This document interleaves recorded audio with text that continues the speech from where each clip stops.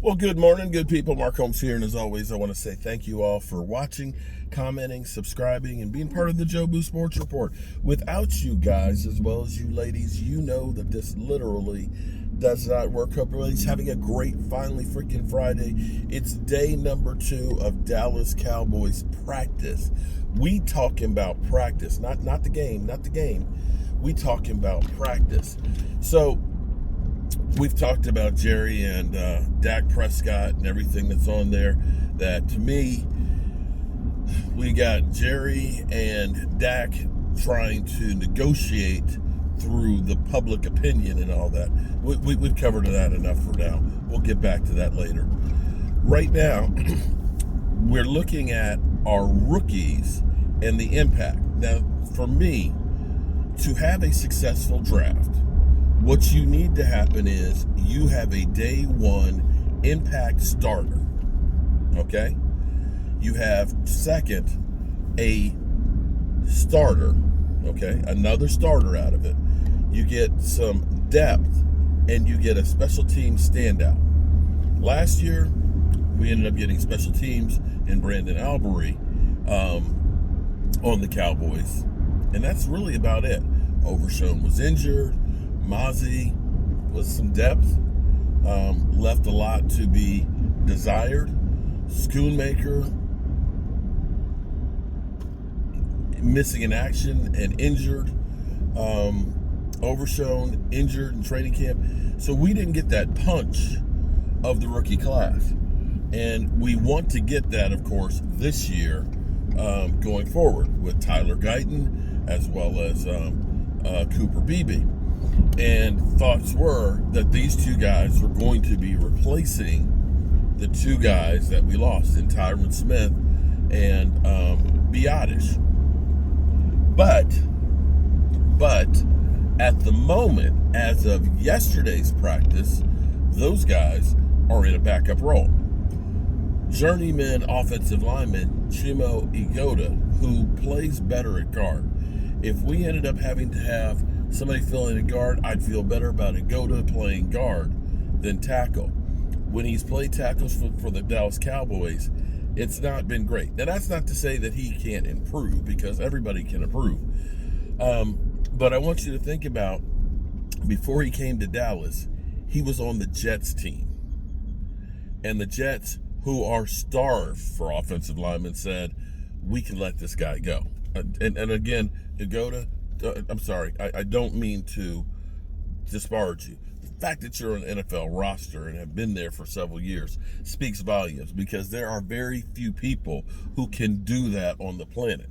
And for all of us out here, those who can do, like you, and those who can't, talk about those who can. And so that's where we are with that. And that's why we're talking about you in that situation. But at the moment, he's getting the reps at being the starter.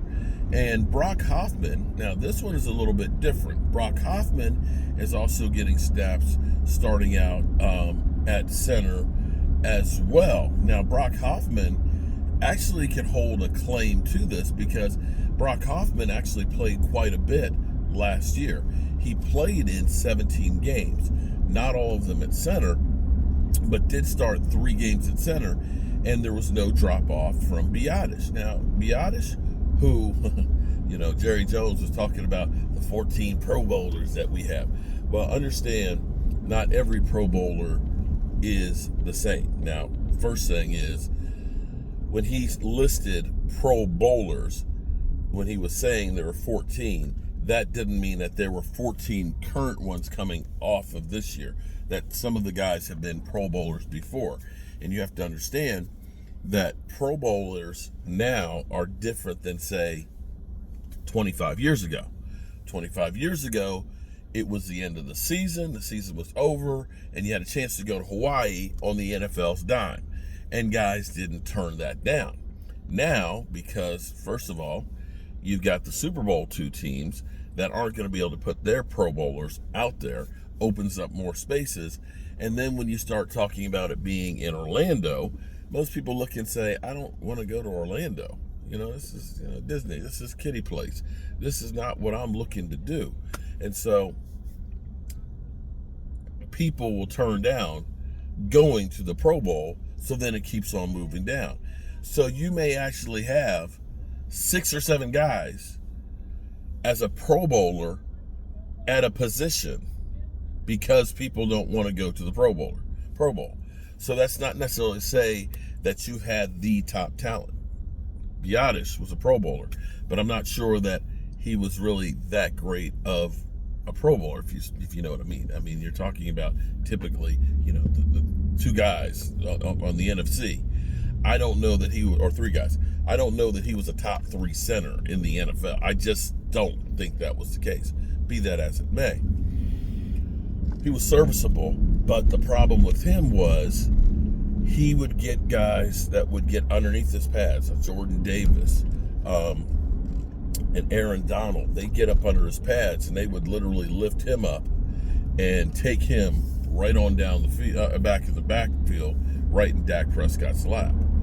So I think the idea here for the Cowboys is to try and get these guys, these rookies, Tyler Guyton and Cooper Beebe, to be the best players that they can be and keep them hungry and make them earn the starting spot. I'm hoping that that's the case, as opposed to just saying, you are our number 1 draft pick, you automatically are going to be the starter. That's the hope, at least. So this will bear watching as we go through training camp and see how well that goes. With CeeDee Lamb not there, that's giving reps at least for some of the younger guys to be able to start earning some experience and to be better suited when their name is called, that they've got time working with Dak Prescott and so on. I'm interested to see how Trey Lance looks going forward, as well as how Mozzie is looking. In fact, when I get there, and I can't believe that it's going to be a week and 2 days.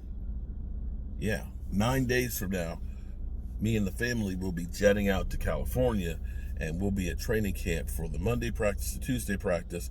Wednesday, they're off.